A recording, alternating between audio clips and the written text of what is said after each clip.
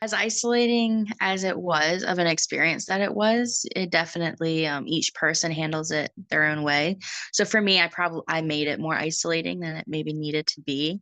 Um, but I know that I didn't focus on finding my new community until later on in my journey. So it was probably after my chemotherapy actually ended that I started participating in what they would call support groups, in different ways. I think for the longest time, you're trying to get to that normalcy. So you kind of push things away that um, might make it feel like you're um, not getting back to normalcy. So one of those for me was support groups. I kind of felt like if I didn't need the support groups, then I could just jump back into my normal life easier. But that was not the case at all. And those support groups really do, they lift you up in so many ways that you just could not think possible. Just communicating with other people and focusing on a community. So one of the communities I found was called First Descents, and they focus on reconnecting people with the environment and doing physical activities with your body, with a group of other people who have gone through the same experience as you. Some people with the exact same disease as you, other people completely different, completely opposite scenarios. But you're thrown into a situation where you quickly realize that you think the same way and that you now think the same way. And that they just sort of, the support groups just sort of would get things about the journey that is difficult to articulate. I don't, I couldn't even articulate it right now. There's just a certain thing that you find in those support groups that I eventually found.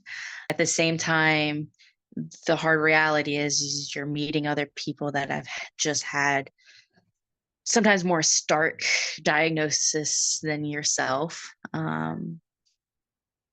And so those people may not be a part of your journey as long as you would want them to be. And so I then found myself a part of a community that is also you notoriously lose earlier in life than you expect. And so then it becomes very difficult to simultaneously find your tribe while you simultaneously have to grieve losing them. Um, and in the broader scheme of or in the broader scheme of my treatments and diagnosis and journey, it never seemed as difficult or as horrible. So I tend to not speak about it as much. But then it weighs on me a lot more as time goes on and that grief starts to build up.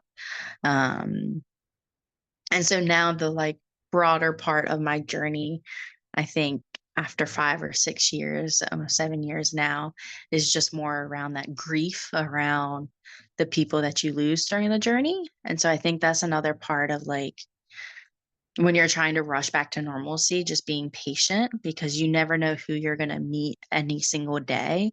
And you never know how long that person's going to be a part of your life for. So if you're just patient and kind of open minded to meeting people and sharing your experience, um, I think it would help with that isolation and loneliness because it helped with mine later on in my journey.